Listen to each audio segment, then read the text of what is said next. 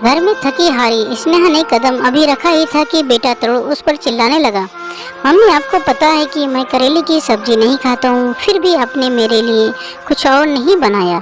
बहुत जोर से भूख लगी है। घर में फ्रूट्स भी आप नहीं रखती। एक तो कॉलेज में आज प्रोफेसर ने पका दिया और फिर थके हारे आओ तो घर में कुछ मिलता ही नहीं है। पीछे पीछे बेटी तासी भी कमरे से बाहर आ गई।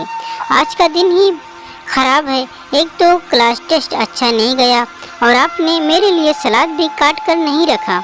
आपको पता है कि मैं डाइटिंग पर हूँ। आपसे एक काम ढंग से नहीं होता। तरुण ने तासी की बात का समर्थन किया। हाँ, पापा भी यही कहते हैं कि तुम्हारी मम्मी किसी काम की नहीं, एक भी काम ढंग से नहीं करती। और रही सारी कसर बच्चों की, दादी ने पूरी कर दी। मेरा बेटा कभी गलत कह ही नहीं सकता।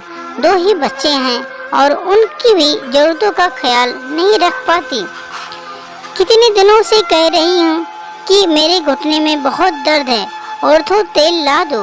मेरा चश्मा टूट गया है, उसे बनवा दो। लेकिन तेरी माँ को फुर्सत ही कहाँ है। सुबह बाजार गई थी और अब लौटी है। उड़ाओ पैसे। मेरा बेटा दिन रात मेहनत करे और तुम आराम से शॉपिंग करो। दादी की बात सुन तरुण और तासी भी मुस्कुराने लगे। यह देख स्नेहा को गुस्सा तो बहुत आया, लेकिन कुछ नहीं बोली। वो वैसे ही बहुत थकी थी और उन सबको बोलकर या डांटकर अपने आप को और थकाना नहीं चाहती थी। किचन में जाकर पानी पिया, फिर उसने अपने हैंडबैग से सासू जी का चश्मा निकाला और उनको दे दिया। शॉपिंग बैग से ऑर्थो तेल निकालकर उनके सामने रख दिया। फ्रूट्स निकाला और धोकर फ्रूट बास्केट में रख दिया। बाजार से लाई सब्जियां निकाल बेटी के लिए सलाद काटकर उसे दे दिया और फिर कमरे में चली गई। जरा सा कुछ कहो नहीं, तुम्हारी सास मम्मी मुंह फुला लेती हैं। मेरा सामान लाकर कोई एहसान नहीं किया। मेरे बेटे की कमाई से ही लाई हो और यही सब पहले कर देती तो हम भी गुस्सा नहीं करते। फालतू में हम सब का दिमाग खराब कर दिया।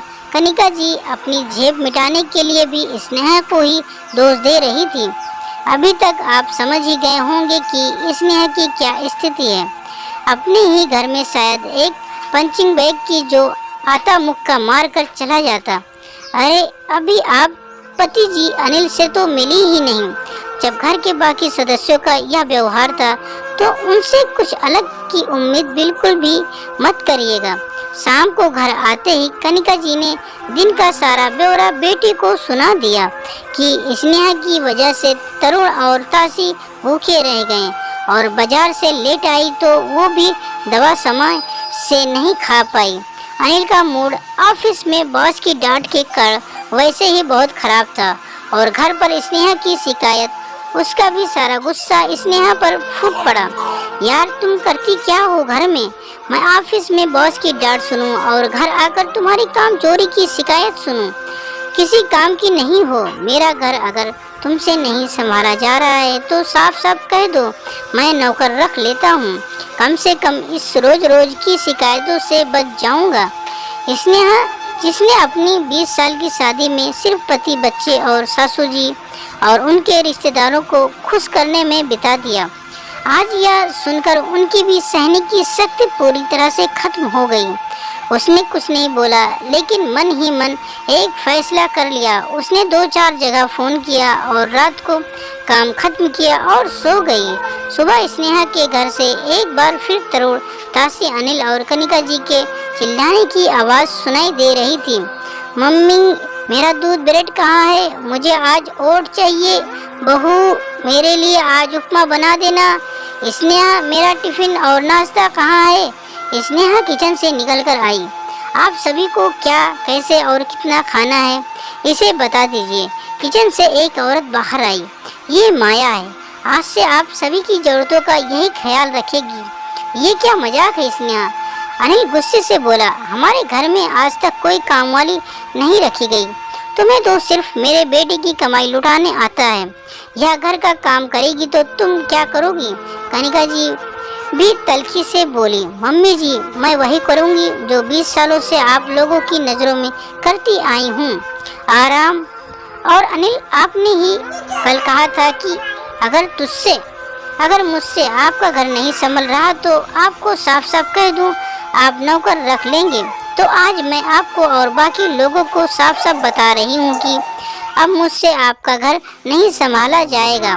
आप सभी को तकलीफ ना हो इसलिए माया को काम पर रख दिया।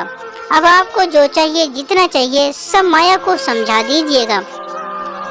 स्नेहा यह क्या नाटक शुरू कर दिया? स्नेहा की बात से बौखलाया अनिल गुस्से से बोला, नाटक? यह नाटक नहीं है। नाटक तो आज तक आप सभी मेरे साथ करते आए हैं। आप पति बनने का, सासू जी माँ बनने का, और तरुतासी अब उन्हें क्या कहें। आज तक जिस घर को अपना समझकर संभालती आई, कल पता चला कि वो तो मेरा है ही नहीं। मेरी औकात इस घर में एक नौकर की है, या फिर शायद उससे भी बुरी। सुबह से लेकर रात तक सिर्फ और सिर्फ आप लोगों के बारे में सोचती, चिंता करती, लेकिन कभी बदले में मीठे दो बोल नहीं मिलते। सासू माँ को देखकर मम्मी जी, मैं बाजार घर की, आपके बच्चों की और आपके बेटे की जरूरतों का सामान लेने गई थी। आपके बेटे की कमाई से अपने लिए कुछ नहीं लाई। थकी हारी धूप में घर आई, किसी ने एक गिलास पानी भी नहीं पूछा। उल्टा शिकायतों का बैग लेकर सब शुरू हो गए मुझ पर चिल्लाना। तरुण के कॉलेज में कुछ गलत हुआ तो उसका गुस्सा मेरे ऊपर निकाल दिया। ताशी का पेपर खराब हुआ तो उसने भी अपना गुस्सा मुझ पर निकाल दिया। अनिल को बॉस से डांट पड़ी तो उसका फ्रस्ट्रेशन मुझ पर निकाल दिया। और मम्मी जी, इन्हें पता नहीं मुझसे कौन से जन्म की खुन्नस है, कभी आज तक प्यार के दो मीठे बोले ही नहीं। आप सभी ने मुझे पंचिंग बैग समझ लिया, जिसका मन करता आता और अपनी भड़ास और चिड़चिड़ापन निकाल कर चल देता। हर बात पर मुझे झिड़क दिया जाता। कभी भी आप लोगों ने मुझसे पूछा कि तुम्हें कोई तकलीफ है, तुम्हारी कोई चाहत है?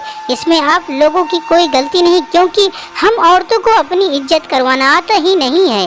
मम्मी जी, आपका बेटा अगर ऑफिस में मेहनत करता है तो मैं भी दिन रात घर में मेहनत करती हूँ। आपका बेटा सुबह 9 से 5 बजे तक नौकरी करता है, जिसमें संडे के अलावा और भी छुट्टी मिलती है, लेकिन मैं भी 168 घंटे और वो भी बिना छुट्टी लिए आपके बेटे का घर संभालती हूँ।